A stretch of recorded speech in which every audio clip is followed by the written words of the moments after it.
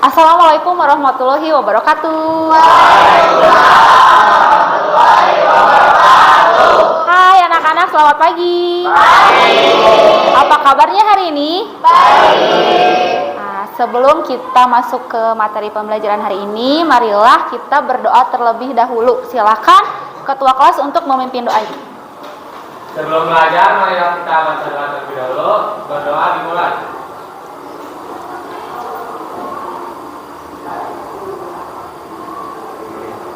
Berdoa selesai. Beri salam. Assalamualaikum warahmatullahi wabarakatuh. Waalaikumsalam warahmatullahi wabarakatuh. Oke, Ibu lupa tadi untuk mengingatkan kembali ke kalian semua untuk menjaga protokol kesehatan, jaga jarak, jangan terlalu rapat satu sama lain ya di sini ya.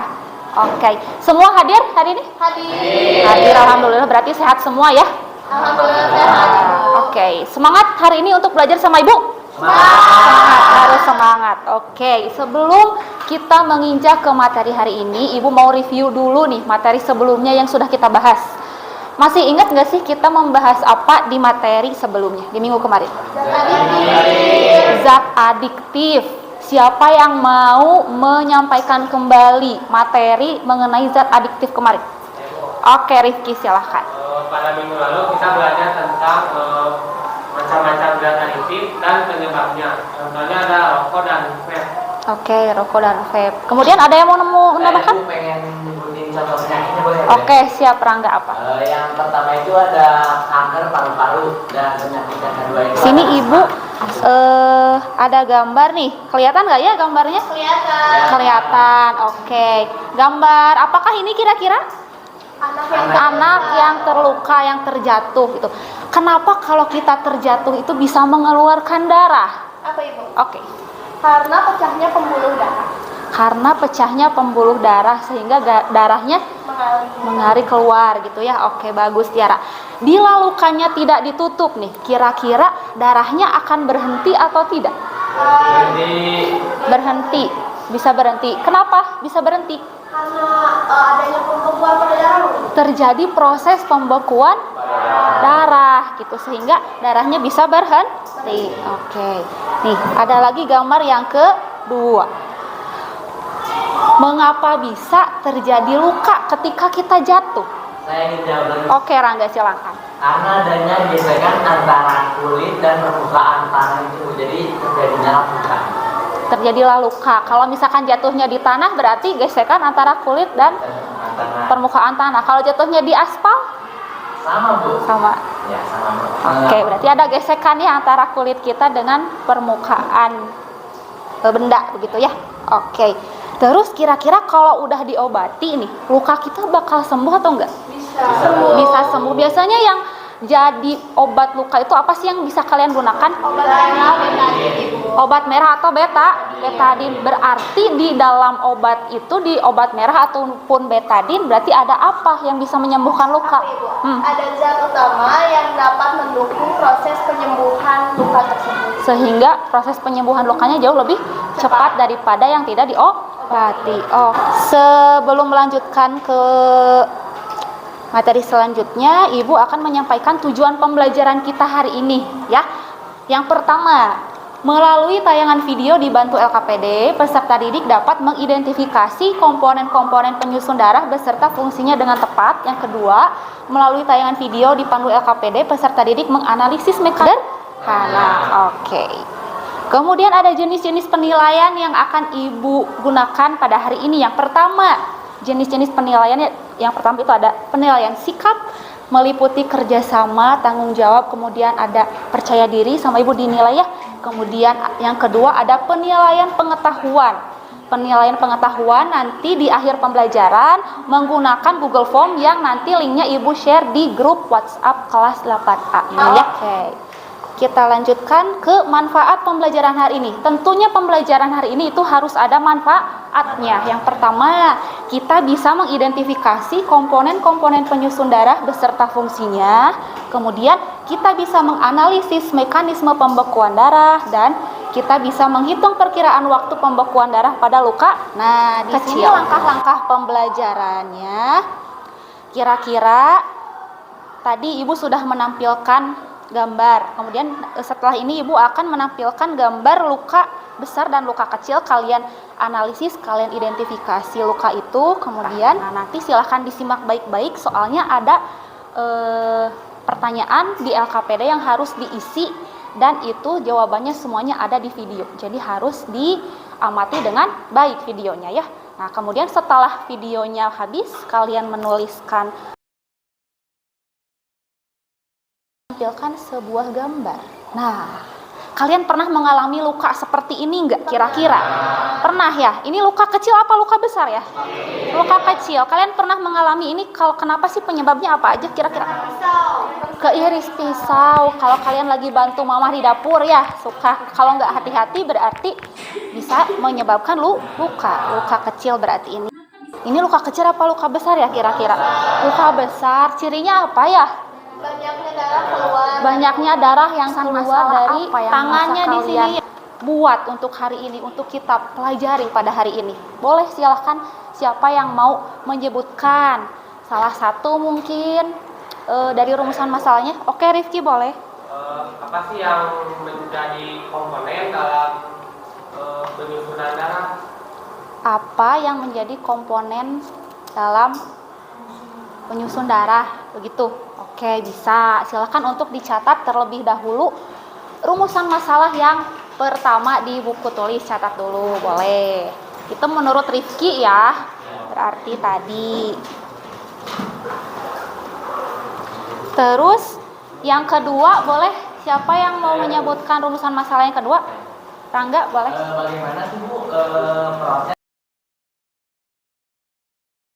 Kelompok 1 apa namanya? Ketua kelasnya siapa? Tiara, ketua kelas, sorry. Ketua kelompok Tiara.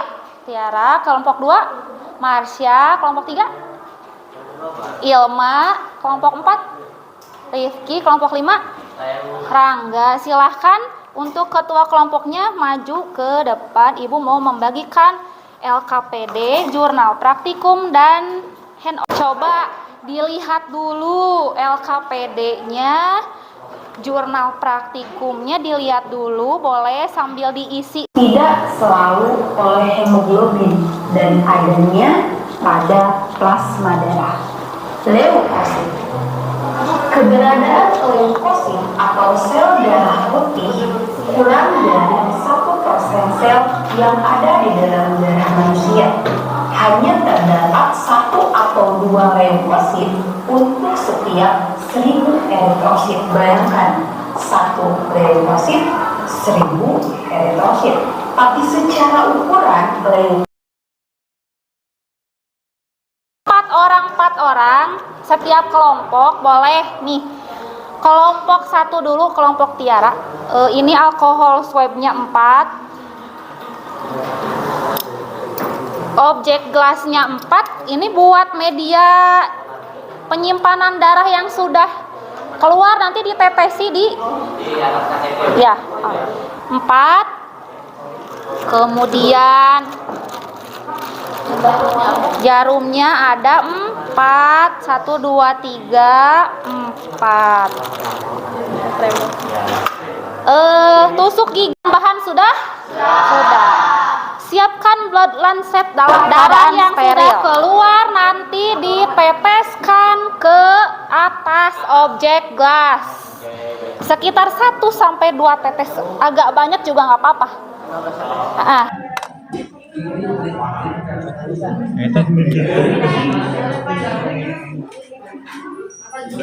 Netes tuh Bu? Netes, kalau bisa agak banyak. Udah teka rasa naon Ki? Aslinya teka rasa naon? Tuh. Memang teka rasa naon? Ini punya siapa sih jarum? Nah, ditungkus. Tapi ini ditiis ya, emang itu sih lagi ditiis. Ini mah pena pilak. Udah dicatat itunya, waktunya. Garing nu orang. Ayo tak, iya dah. Ganti rasana kumaha? Tidak bisi. Iya Pak, iya kan. Pernah ngasam misi? Pernah. Banyak. Iya. Awas. Bawa alkohol Pak. Kudu nepi kumaha ieu teh? Sok. Udah garing langsung. Ente Cen. Tah heup. Anggeuskeun. Eureunkeun itu stopwatch.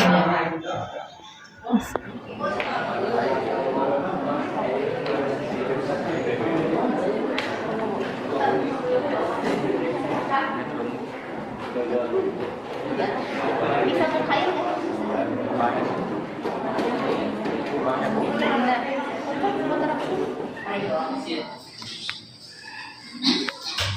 Sekarang ngerjain yang administrasi.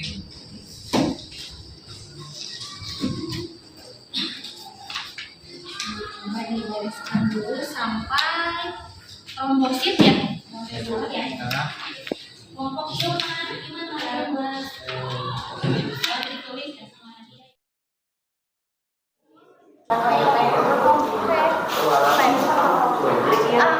Assalamualaikum warahmatullahi wabarakatuh. Perkenalkan kami dari kelompok 1, ada aku Tiara sebagai moderator, ada Arifa, ada Naura, ada Jafid, ada Naifah. Itu ada yang kali. Jadi di kisaran waktu 2,2 menit 14 detik, sedangkan yang paling lamanya itu ada di sekitar 9 menit 25 detik. Kan yang rata-ratanya normal itu dari 2 menit sampai 7 menit kan ya. Sedangkan di kelompok aku ada yang sampai 9 menit. Berarti rata-rata waktu di kelompok Rata-rata waktunya itu 4 menit 50 detik. kira apa sih yang bisa timbul ketika si proses pembekuan darahnya itu melebihi waktu normal? Hemofilia. Jadi hemofilia itu adalah penyakit di mana proses pembekuan darahnya itu lama. Jadi tidak seperti orang normal yang proses waktunya sekitar dari 2 sampai 7 menit. Ya, ngerti semua kan? Ngerti. Di sini ibu mau menurut Tiara gimana? Menurut pendapat aku sendiri, sesuai sama yang tadi di buku kita, terus materi yang ibu sampaikan juga, jadi aku beserta kelompok aku juga jadi lebih mengetahui apa aja yang kayak kemarin.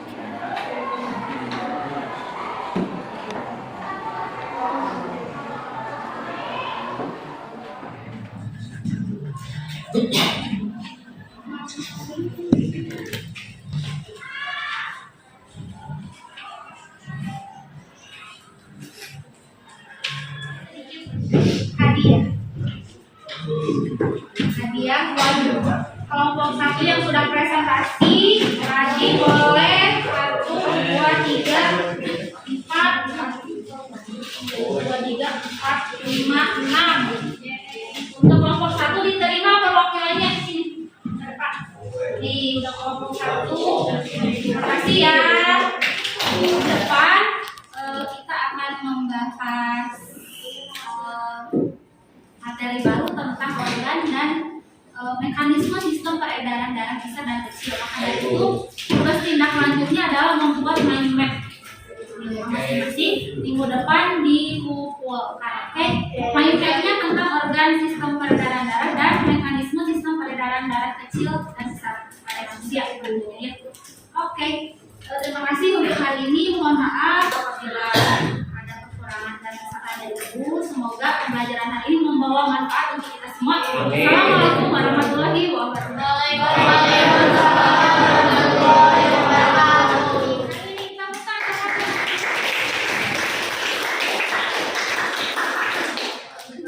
Terima kasih sudah belajar dengan baik dengan ibu hari ini. Silakan untuk ketua kelas sebelum kita pulang boleh dipimpin doa atau bisa. Sebelum pulang, marilah kita baca doa terlebih dahulu. Baca doa yang nanti dimulai.